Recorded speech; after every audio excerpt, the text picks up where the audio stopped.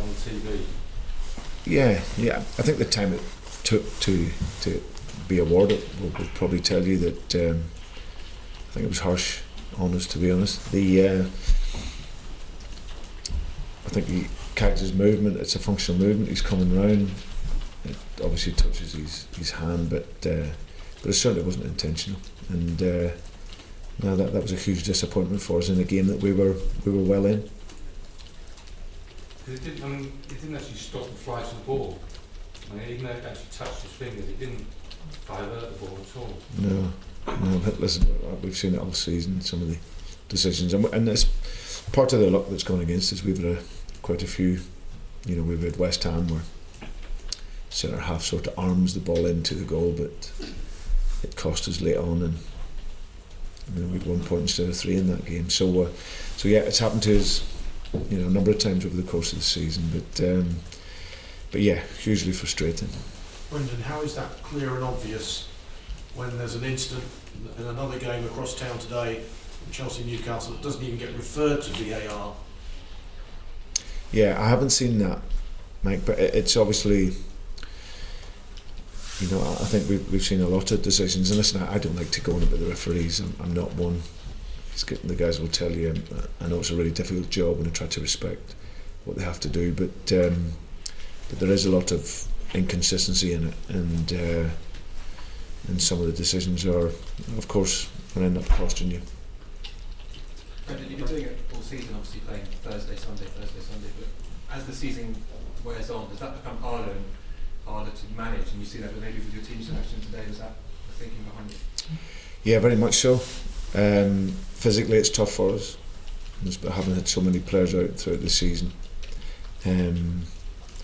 that sort of depth of quality isn't probably in our squad that a lot of teams maybe in Europe, especially at the top end of the league, would have. But what we'll see is the players give everything. We just have to somewhere along the line try and recover players, and obviously like today we bring out Wilf and Yuri, but we bring in Pape, who I thought did really well. He's won recently the African Nations, and James Maddison, who's a very gifted player. But some of our other guys we haven't been able to change, and then what limits is our full-backs are coming back, but they can't play 90 minutes. So Ricardo Pereira can only play 60, so there's one sub before you even think about anything else in the game, because he's coming off, and then JJ comes in. So you're trying to get these guys up to match fitness, but it is a real challenge for us. Okay, I'm going to take 2 at the front and then 1 at the back. This gentleman here, please. Hi, Brendan. Hi. Penalties in this side. What did you think about Chala Soyuncu's performance today? Yeah, I thought he did well. He's a good guy. He's committed. He's come back to form over these last numbers of weeks. He had a difficult spell, but he's kept fighting. He's kept working, and I thought he did well in the game. We obviously know Jamie Vardy, Kelechi actually playing a little bit, Patson Daka playing a little bit. How hard is it for one of them to really stake a claim to this side? We saw Kelechi was involved a little bit today, but probably not as much as you would have liked to have seen. Yeah, I think sometimes it's the game. If you look at both teams today playing 4-3-3 when they had the ball, pressing in 4-4-2. So in that structure, then you need a striker that can play in between the lines and come underneath. And Kells is more efficient at that than Patson. If you're looking for someone to stretch the line, get in behind like Jamie, then Patson's that guy. So yeah, it's just you're looking at each game and what each game needs. And I thought Kells had some good moments in the game. But yeah, that's the options that we have at the moment without Jamie.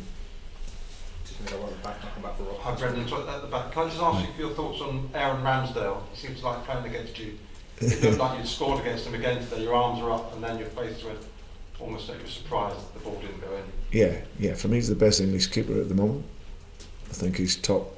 I think he's progression since he's came into Arsenal. He's playing at a huge club. Different expectation on how to play football.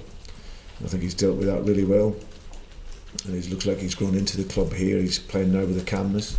I think when I seen him earlier on the season, he was jumping about, but now he's got a real nice calmness to his game. plays well with his feet, but like I said, he makes saves. And he saved from Barnes, he looked in all the way, and that was a great save that keeps Arsenal in front. That's quite an accolade to call him the best English keeper. Yeah, I think so. Yeah, absolutely.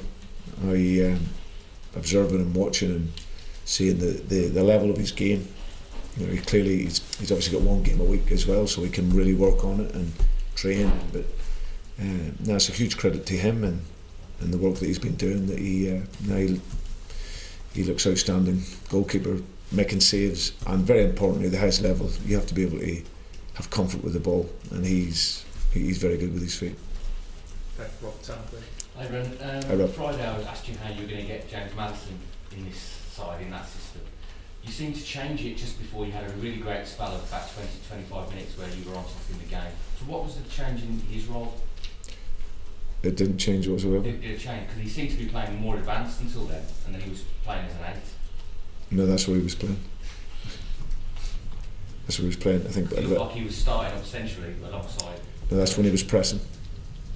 So when he was pressing the game, he was up there, similar to Odegaard for them. You know, when they were pressing the game, he would push up, and then it was 4-4-2, and you'd press. James was doing a similar role for us.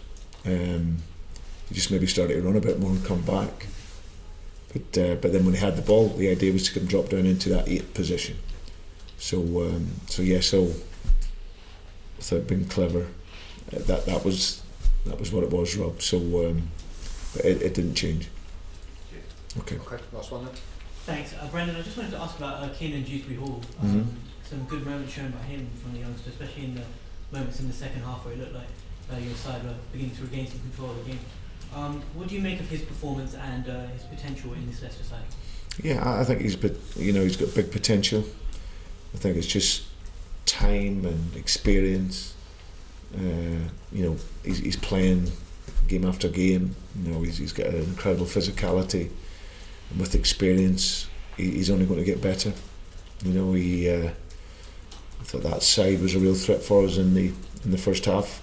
You know, look, Thomas as well at 20 years of age. Harvey Barnes looked a real threat as well. But yeah, that triangle has been working really well for us. And Kieran, it's just patience, just time, experience, intensity. You know, when you're playing 3 games in the week virtually, for a young player that can be tough. You know, especially at a high level.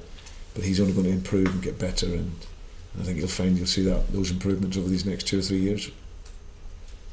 Okay. Very much, everybody. Cheers, guys. Thank you.